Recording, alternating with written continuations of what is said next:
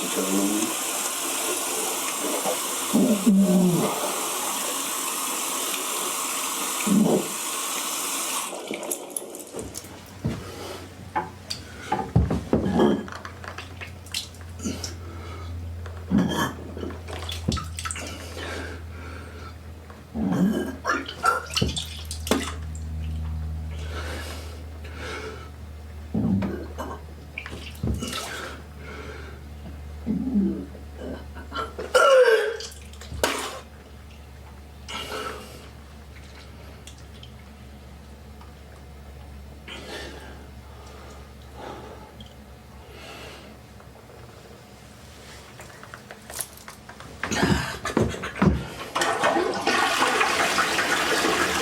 Welcome to my world.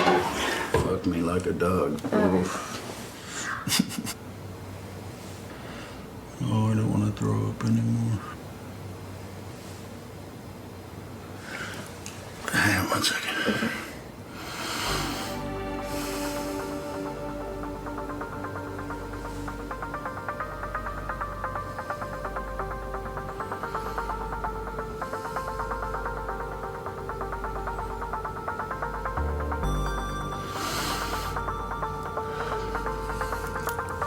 Okay, it's centered. All right.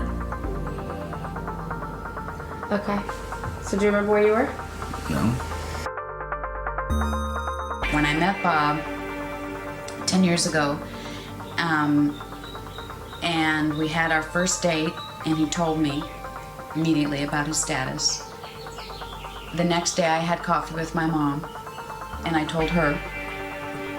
She had met him, so it wasn't an invisible person to her.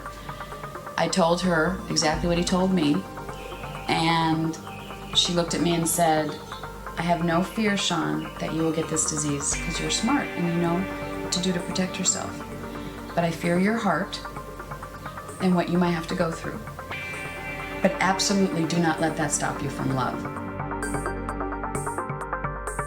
My first thought was, I finally find a guy I like and he's gonna die. What the fuck is this all about? She really possessed something that was beyond just what I was used to looking for in women, which was just sex. I never held back.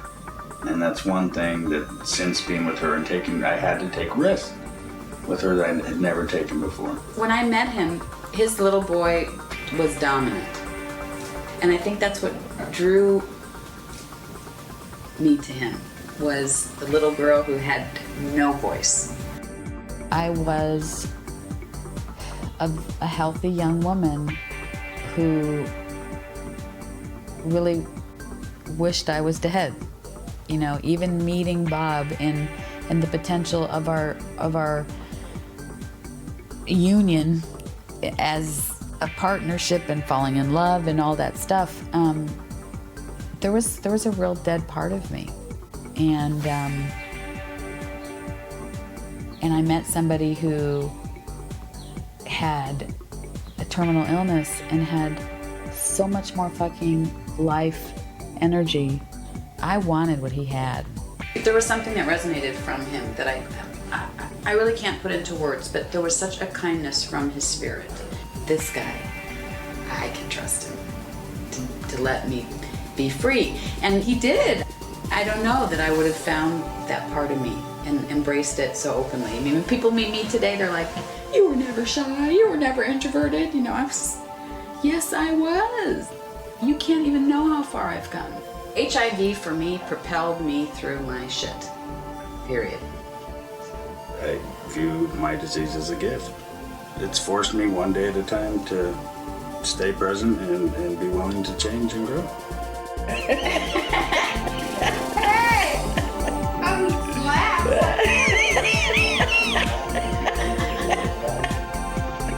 Well, that's my after sex. Look at mine. You know, for me, it's not about money, property, or prestige. It's about the willingness to share the human experience.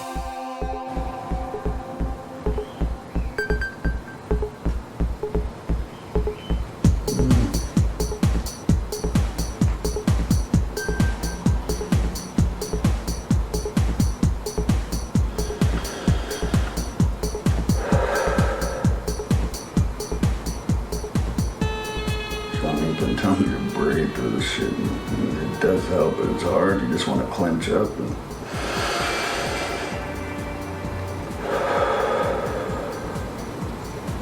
Last thing you want to do is breathe like that, but it helps.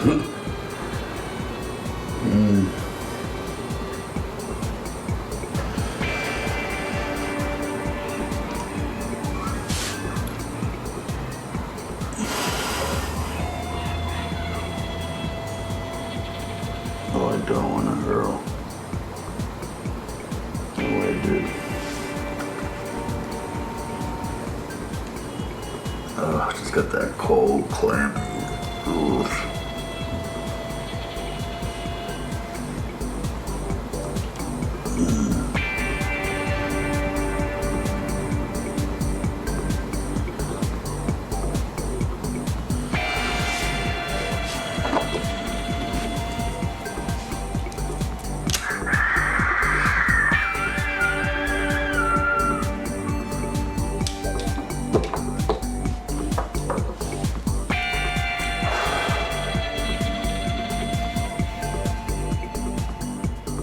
Okay, Bond.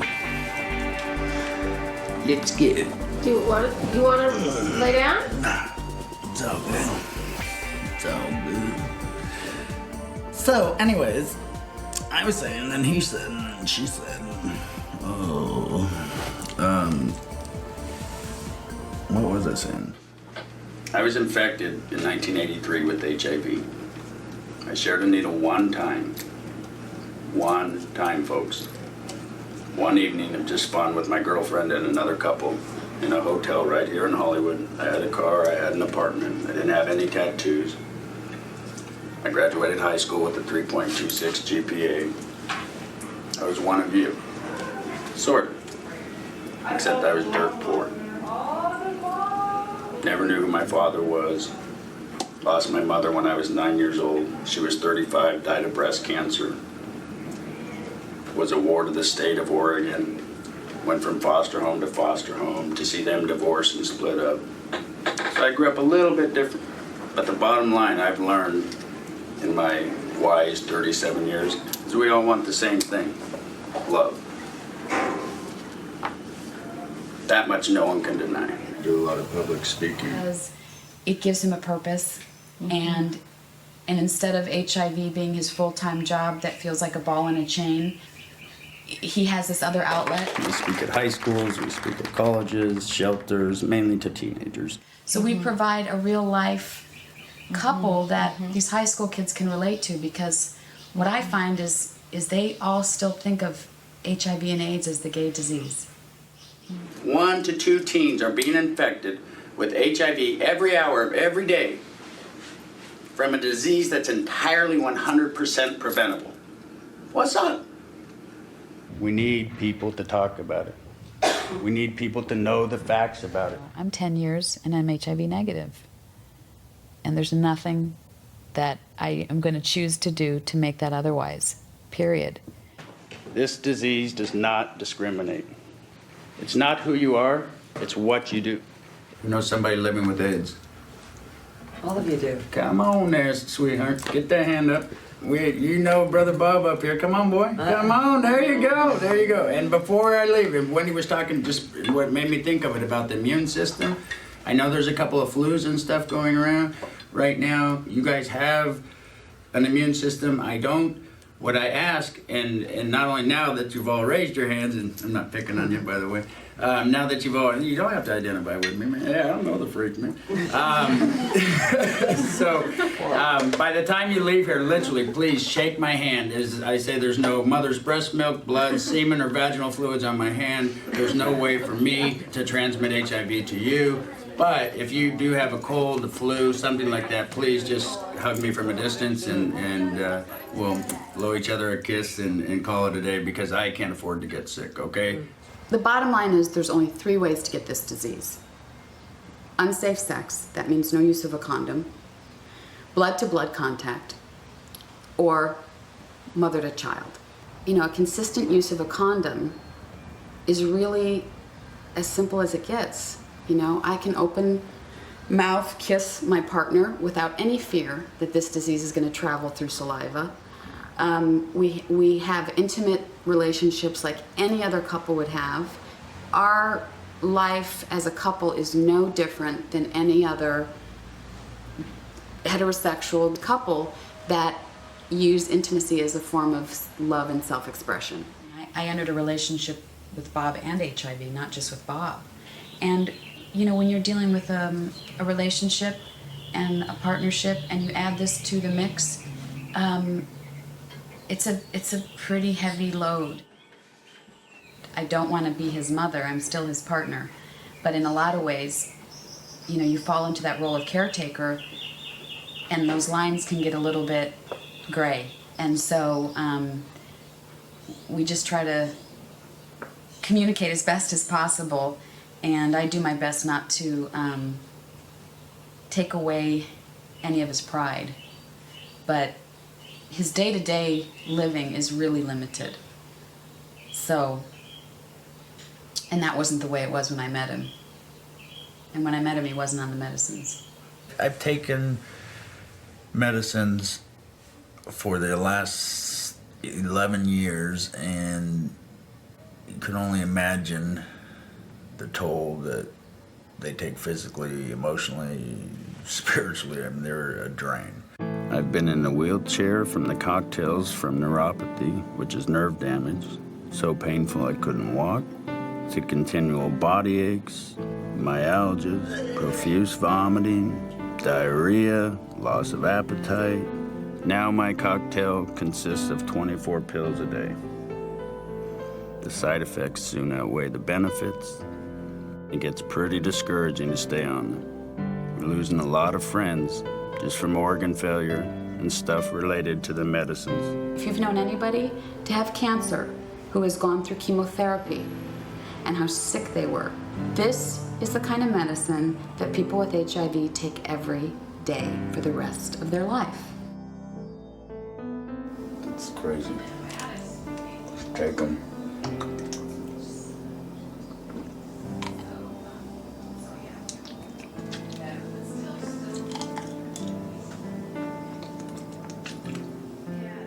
I met Bob and Sean in the early 90s, and I have been treating Bob since. There are side effects from the medications, and they can be quite extreme. The alternative is not an option. People will actually die if they allow the disease to go on untreated. When I first contracted HIV, it was a lot more emotional. It was like, oh my God, I'm gonna die. Versus today, between balancing the cocktails, the side effects from the cocktails, the pharmacy, the doctor's appointments, it's actually harder today than it was then. It's a full-time job today. I have found today in the life that I live with HIV and Bob, and the dynamics and the complications and the exhaustion of it all, and truly the intensity. I keep myself involved by being of service. And I just finished a marathon fundraiser, which was, you know, a pretty huge endeavor. I've now decided to do the AIDS ride. She knew, you know, my God, this is from San Francisco to LA, you know, that's more than just saying, okay, yeah, we'll walk next year, you know. This is like, you know, a huge commitment. I'm not an endurance athlete. I would really like not to get on the bicycle for an hour and 15 minutes and get off with a numb crotch.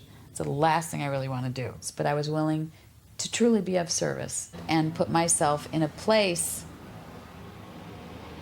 that gave me a hint of what it must be like for Bob to do on a daily basis things he would, if he had the choice, would not do. The 5 hours I ran the marathon was magical and wonderful. So I do this one and see. I don't know. I trust it'll be magical. Day 0. Oh, day 0. Day 0. Look now, because it's only going to look worse.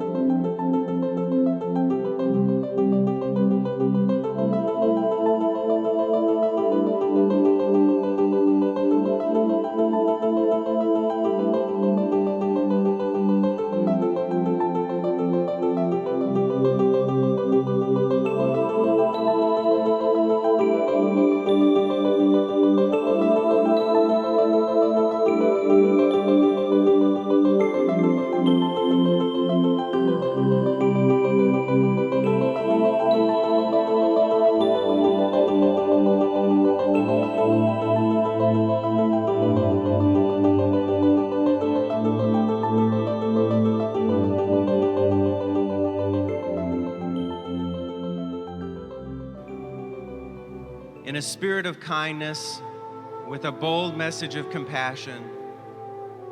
Ladies and gentlemen, the California AIDS Ride now officially begins.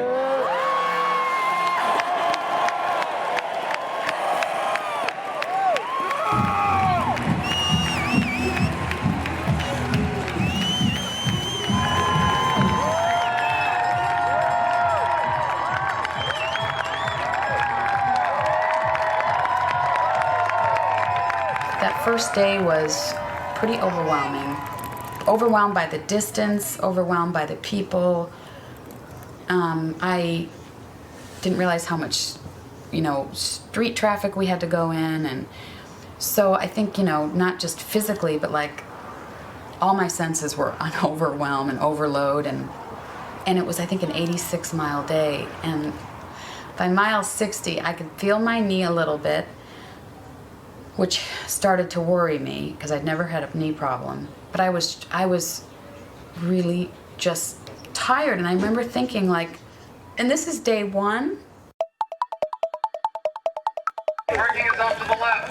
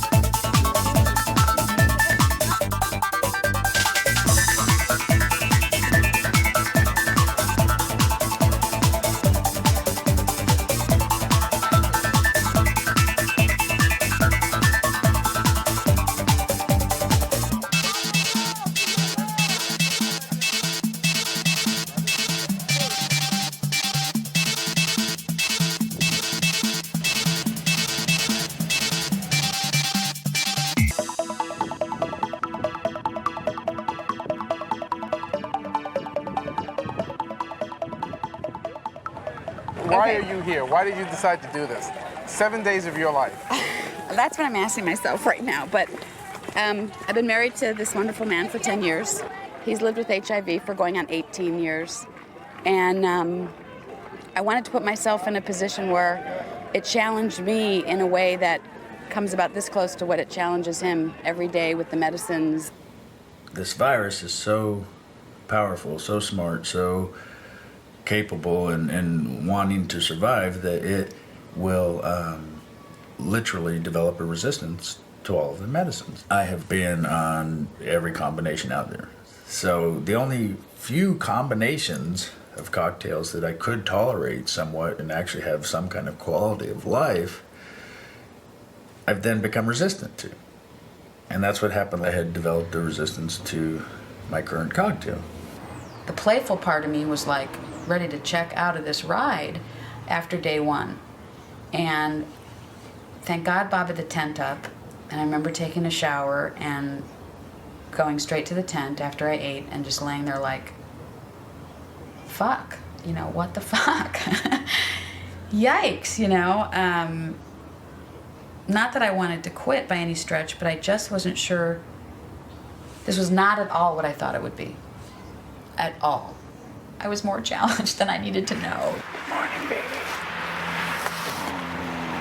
Before I felt rested, it was time to get up at like 3:30 in the morning. Day two. It's so painful, I don't want to remember it.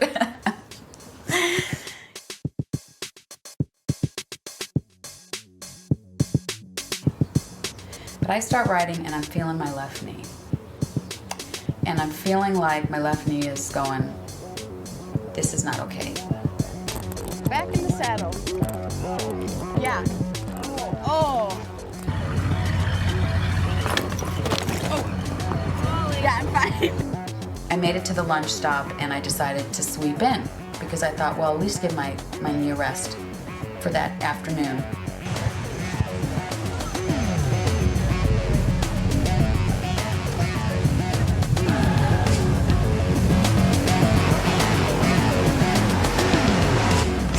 Sag, sag Saginaw. But that afternoon, when I got back, I went immediately to the chiropractor.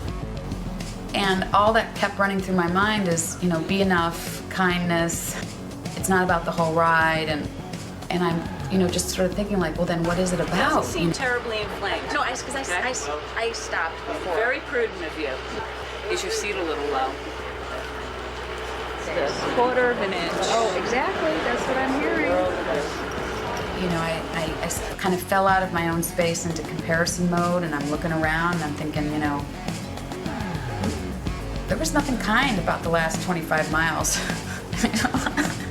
Some of the things that you're having are related to HIV and the virus being active since you went off the medications over a month ago. The virus has probably gotten active. This oral ulcers that you have, it's HIV related. It's not herpes, it's HIV. Why would I have herpes? The recurrent infections that you get in your mouth, be that fungal infections or otherwise, that's HIV related.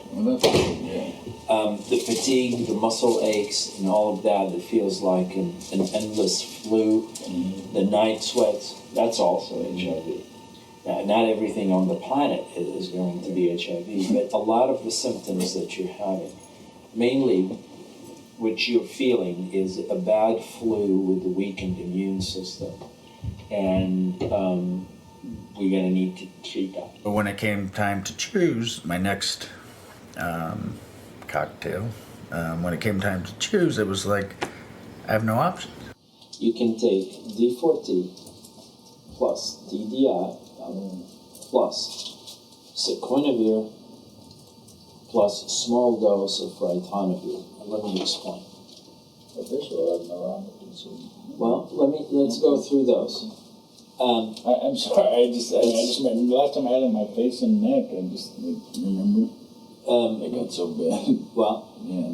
This is the medication that you're sensitive to.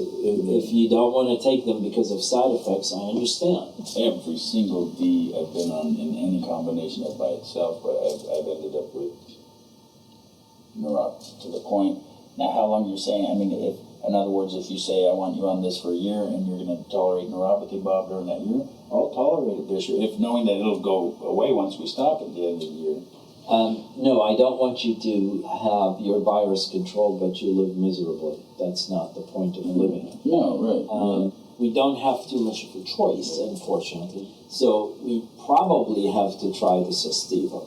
Sestiva has two major side effects. One is vivid dreams and maybe even nightmares. I had nightmares my entire life growing up as a kid. You know, I hated nightmares. The last thing I wanted to do was, you know, choose nightmares. And I heard like vivid, you know, gut-wrenching, just, you know, animated, larger than life, colorful, you know, vivid, you know, nightmares these people were having. I'm like, I don't think I want that drug, you know. To everything from suicidal tendencies to hallucinations to, you know, you name it. People were just tripping on the stuff. And I'm like, okay, I'm not thinking I want that one. So, well, it was the Sestiva, that one, or the D class. I chose Sestiva.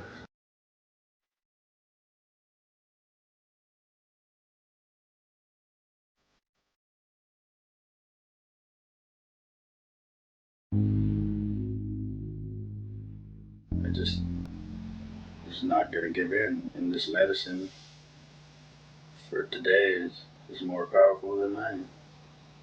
I know I have to take it. I know it's a part of me. So I don't want to fight it and ignore it, but I want to be able to live with it. And each time change these cocktails.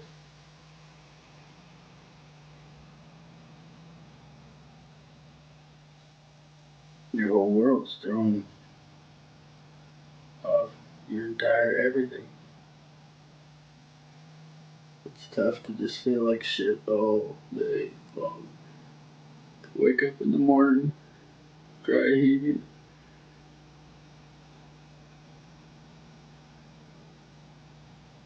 And throw in an adjustment like this to all new set of medicines and circumstances. And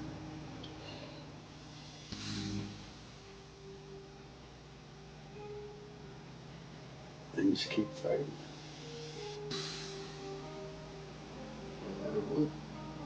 I didn't get to drive today. I didn't get to shower today. I didn't get to shave today.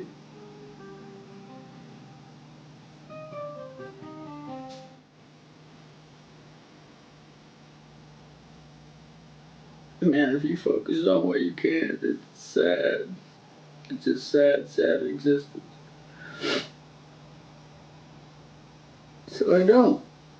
I truly focus on what I can do. And boy, sometimes it doesn't seem like enough, but it's the only thing that's gotten me through.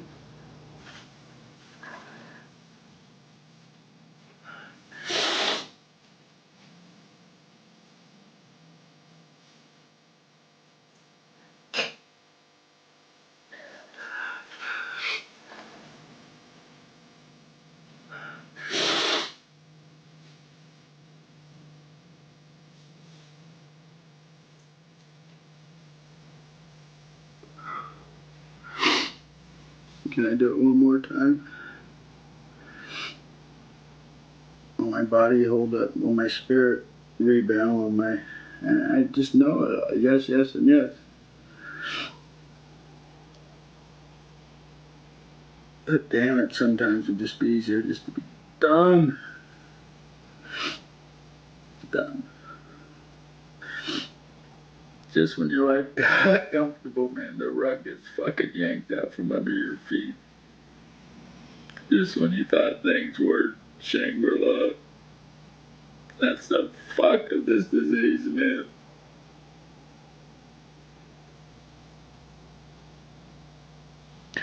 But it's also the fuck of life.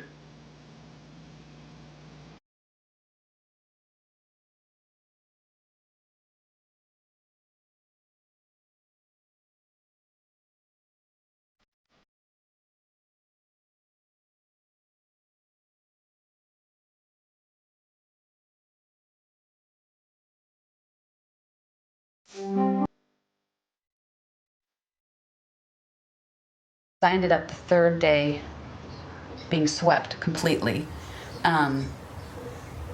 They said my knee needed a day's rest, and so I was very willing to do that. You know, I have the twangs of guilt as my friends go off to ride. Good luck, you guys. Ride for me. Ride safe. Nice shorts. I've been And I swept. think, you know, What's that? but I'm not sick, and I'm sagging. you know, could I do it? Nah.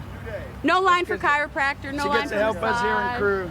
Because I realized that after that first day that there was going to not be a lot of quality time with Bob. I was lucky if he could see me at dinner, and then I'd be like passed out.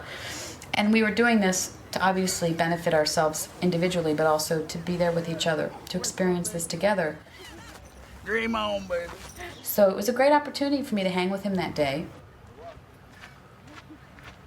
Once Sean had decided she was going to do the ride, I decided to be a part of the crew.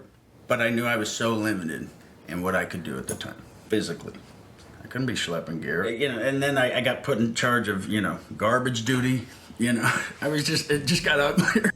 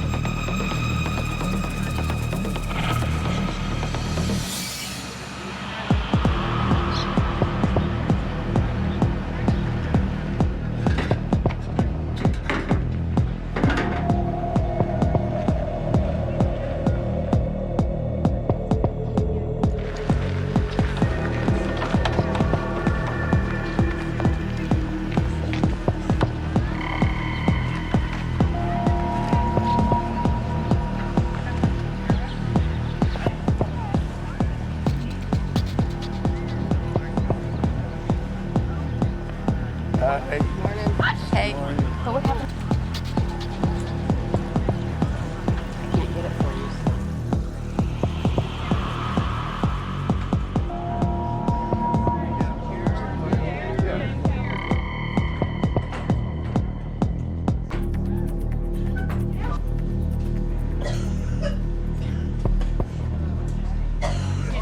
Bob, let them tie it up. It was just bulky. No problem. Let's get you over in the shade and point.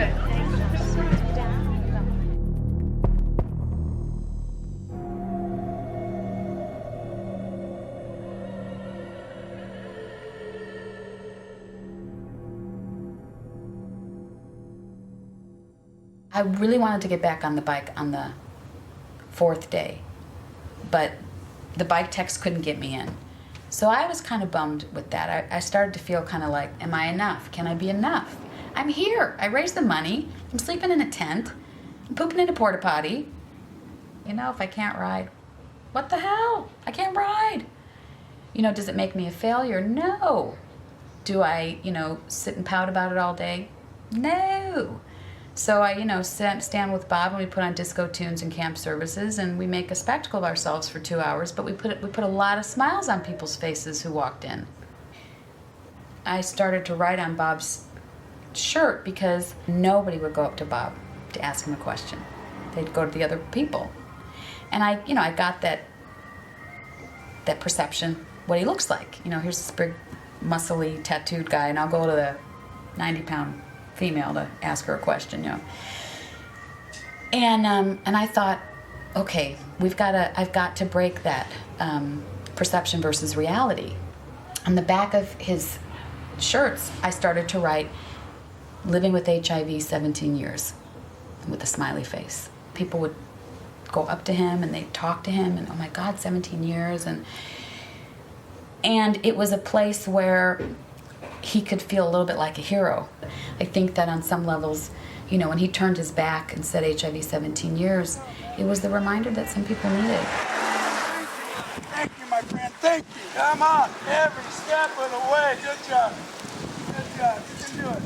Hey, sweetie. Get up there. Come on. I will. I'll get there. Eventually. That's tough still, man. When you want to walk. I found out people were literally using this as a drug, recreationally, using sativa, and I was like, oh my God, there is some, that's when I realized, okay, this shit is really like, it is as twisted as it seems. This is like, mind-altering, mood-altering, everything. It was just like, wow. I don't want to lie and say, I could come in and say, I'm fine, I rode here, it was a great day. And it was in the scheme of things, but there's still a lot going on, and that's what I'm trying to, I don't want you to think I'm breaking about it, but I have to let you know. I don't want to quit one. That's why I'm up fighting, I'm not in here bitching saying, I hate this man, I want to make it work too. I just have to have some quality at least during my day. Well, I was having it day and night, I'll settle for daytime, but...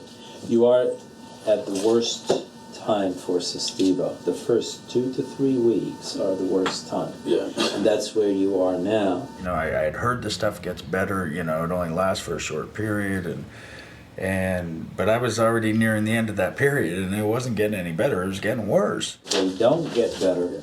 You and I need to talk about it, but you don't really need to be completely incapacitated and not say anything about it just because this is your last shot.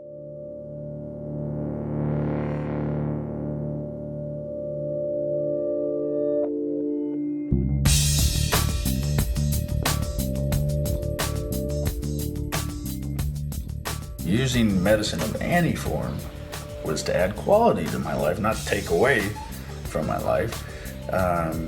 And so this did nothing but just strip me raw. It made me a walking zombie.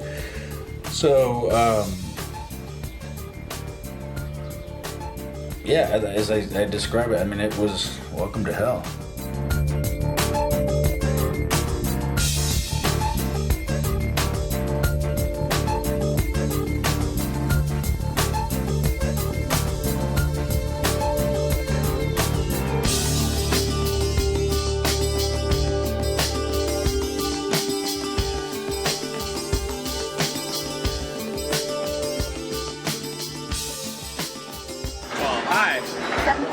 adjustments. Okay, we're doing them behind the tent. Okay.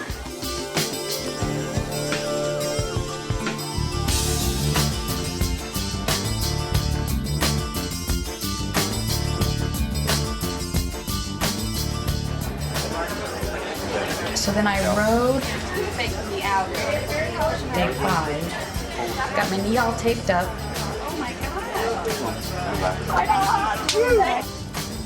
Oh, it's so nice not to be in pain. Off I went in the rain with a garbage bag on my body. I kind of just in that moment, I think on day 5, sort of thought. Everybody's had their shining moment. Except me. I wasn't sure what I was thinking, but I certainly knew that I'm not sure that this was an experience that I needed to put myself through, but I didn't know why.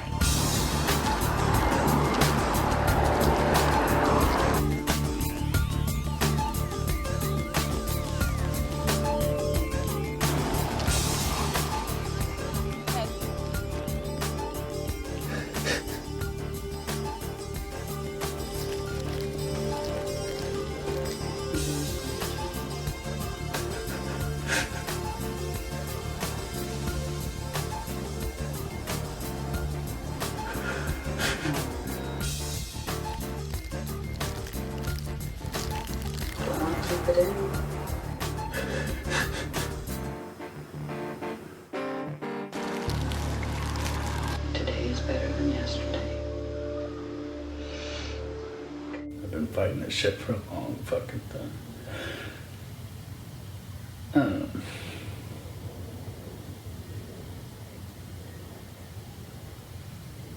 A day, let alone an hour, sometimes on this shit seems like a year. And I want to go again. I want one more fucking day of it, if I don't have to.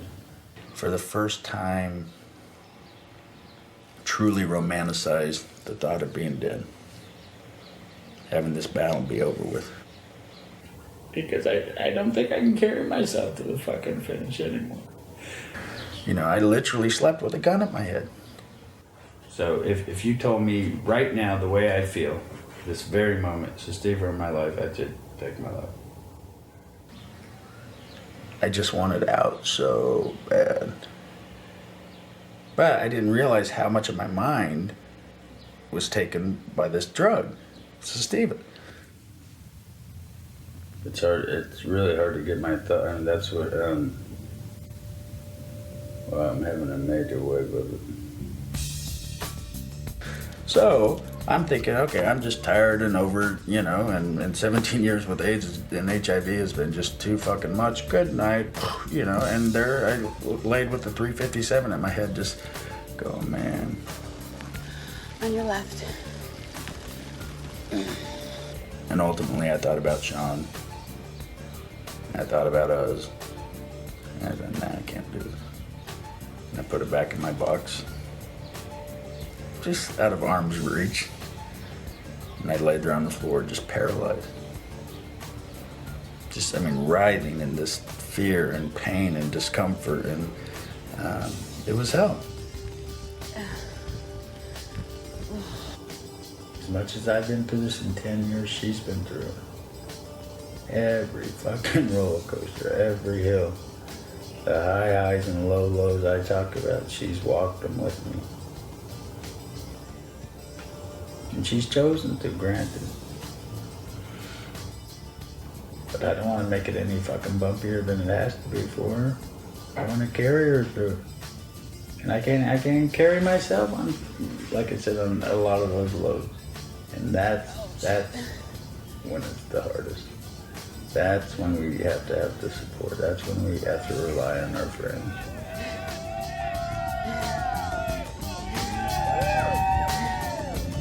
Thank you. Wonderful. Thank you. Oh, man. Whew. Whew. The 2.5 weeks he's been on this medicine and he's out of the commission, you know, my life goes into like a high overdrive, you know, because I I run for 2. And so I'm tired. And so there's that fine balance of understanding the medicine versus honoring myself versus communicating with my partner, knowing I really can't communicate with him right now. I'm not sure I'm really even into this bike riding thing. It's breaking me. I can deal with Bob's physical ailments, but if he doesn't have the mental fight, then I can't fight it for him. Okay, 10 more miles. There goes one. I think we need to get him off this medicine. No, honey, I got it. I got it, baby. You just take it easy. Don't overdo it. When I hear him say, you know, I don't know that I have the fight, my immediate reaction is, I can't imagine what it must be like either. And I'm not even going to begin to tell you, if you do nothing, hang in there for me. Because I spend every day watching him do what he does. And I know I wouldn't have the courage to still be here. I'm too chicken to go too fast. So, hey. People are crazy. Crazy, crazy, crazy.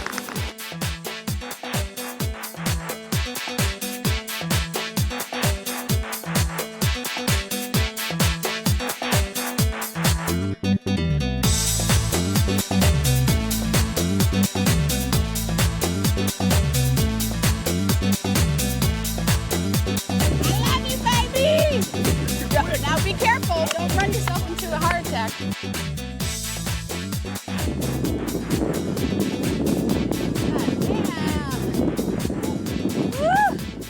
Thank you, honey. I love you. You got it, babe. My hero. I had a call from Bob saying that he doesn't want to take these medications anymore. He said, you know, can you just hang in there, you know, 2 or 3 more days, and this stuff should be like over. And I couldn't even, not even another day. It just, yeah, you know how hard I fight. I mean, trust me, I told you I wanted to stay on it, but I mean, it's got too much in my brain. Taking the mental fight away. It's just taking my mental fight, you know, and leaving me kind of homebound, so. So I told him that he has to allow the medications to wear off, and then we'll start afresh. My hero. You're my hero. No, you're the hero. You're doing great. Oh, I mean, really, Bob. We're each other's hero. I love her the most. I love you. I decided not to ride on the 6th day. And as much as I know, you know, that this is about teaching us what HIV is like, you know, you don't want to get up and do it, you do it anyway. I just sort of let myself have it. And I didn't ask myself for a lot of answers. It just was like, okay, I'm gonna accept this, you know, even though my friends are riding, and I, you know, I probably felt the guiltiest about not riding that day because I knew I could, but it was really a question of desire. I just didn't want to ride. I didn't want to isolate myself, and I'm so grateful that I didn't ride those days because I played. I worked and I was of service, but I played, and I needed to play. I needed to laugh and giggle and have fun. How are we doing this?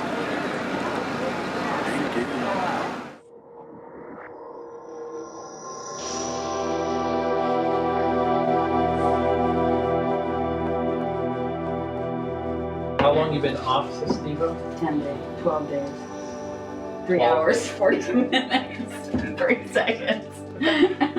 You don't have too much options, too many options, right? I mean, your viral load is 395 on Steve-O. Yeah. It dropped very nicely from 19,000. I know, I was just reading. I couldn't to believe it. below 19,000. 400. You didn't tell me that one, thank God. The next combination was, like I said, considered, you know, salvage therapy. Okay, I might want to try something. Guinea pig, yeah. Well, no, not really. It's an approved drug. Okay. This guy, Prescriptor. We're taking a chance. You might get away with it. What are the side effects, please? What are the side effects? Rash. Oh. Possible rash. Okay. The usual dose is for 3 times a day, but that's actually not that important. You can actually get 6 twice a day. Quantity does not, but I mean, 6 twice a day, 4 Norvir twice a day, and 2 Sequinavir. That's 12 and 12. I'll take it. So, trust me. No. Now wait a minute. We're throwing a dice. Okay. That's all right. My concern now is, hopefully to make this one last as long as possible, and get as much mileage out of this cocktail, because I truly don't have a traditional option left out there for me. Bob got HIV, I believe, to learn something about living and not dying. To learn the hard way that he doesn't need to get love at any cost. To learn truly how little he thought of himself, to let himself be put in a situation that put his life in jeopardy. As a recovering bulimic, I really parallel a lot of his journey in the sense that I was doing a lot of those same things, not necessarily in the outside world, because my world was much more isolated and I was much more introverted. I used purging as a way to deal with my feelings, to tempt the immortality issue in my own way, knowing I was doing something that had potential for incredible harm, death. I can recover from my addiction and repair my body and live healthfully. Bob's choice has a way different outcome.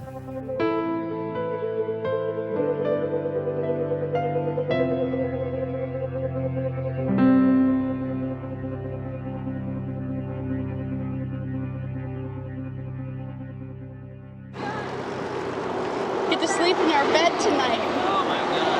Oh Lord. But it was day 7, I think, for me that I got sort of this clearing. And we got to lunch, and I was just I think, feeling kind of overwhelmed and sad, looking at all these people around me. And it almost like in that moment just became very clear why I felt like maybe this ride wasn't something that I needed to do as much as I thought I did. Even though I take away a lot of learning from it.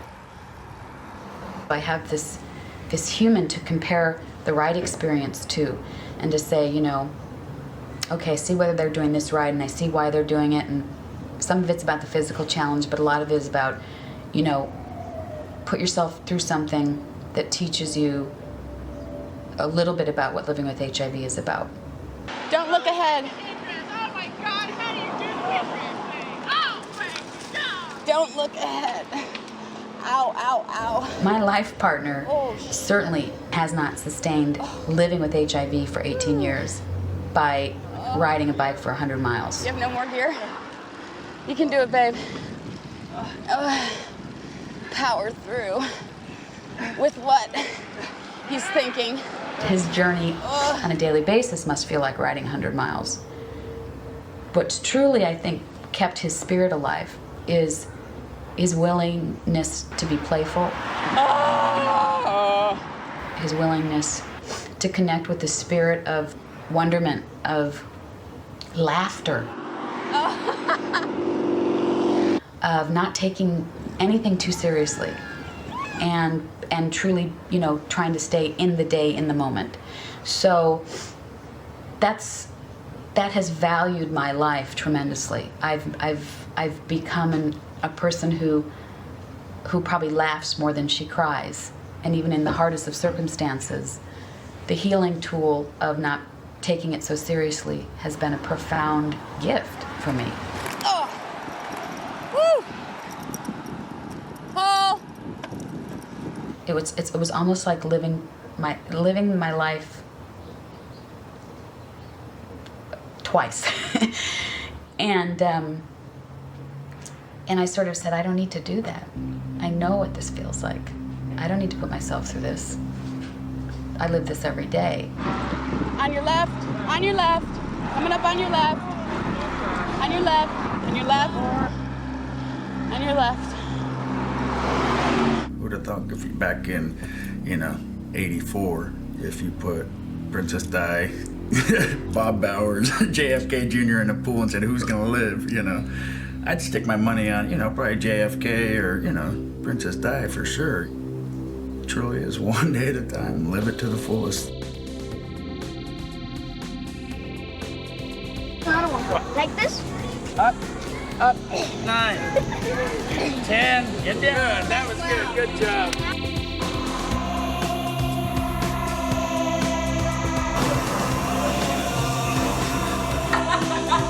Right, it's gonna work. Yeah. I think the reason that Bob managed to survive this long is because Bob wanted to survive this long. And he had Sean with him to support him. Start undressing there, hi, Allison. Oh, that's a new one. It says warrior. You feel better? Why? Because I'm taking on. Because you're laughing? Yeah, we And got smiling? Hey, what do you have blood results? Hey, Bob, your virus load is undetectable. so something's working.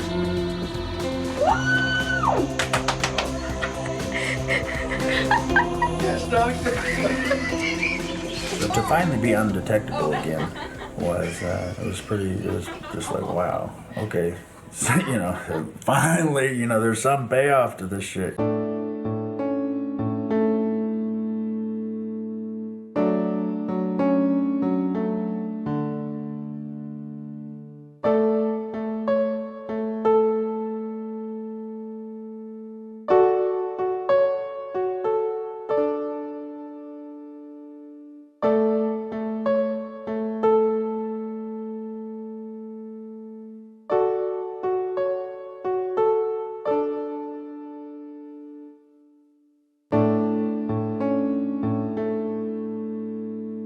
I felt no less of a completed participant when I wrote into Avenue of the Stars. I felt just as deserving of all the cheers as anybody else because I sort of took those cheers on beyond just the ride. It was, yeah, girl, you're living one hell of a life and, hurrah for you.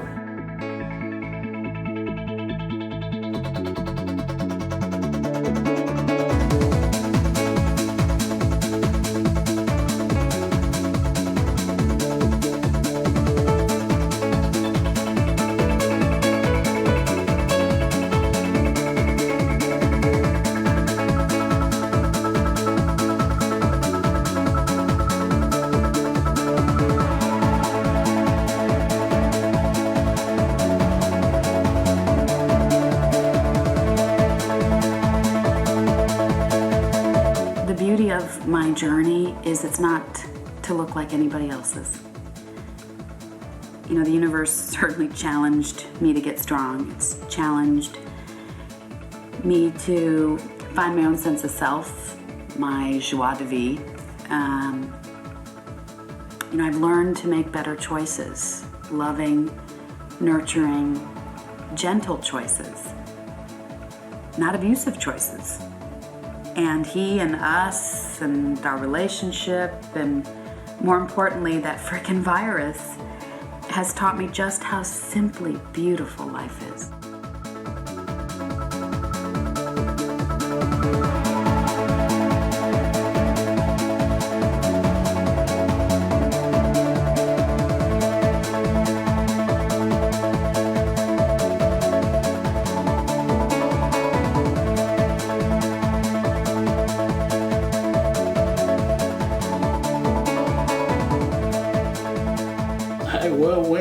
I will win as far as feeling like I did right in this life, that I made a difference in my own life and in the lives of others.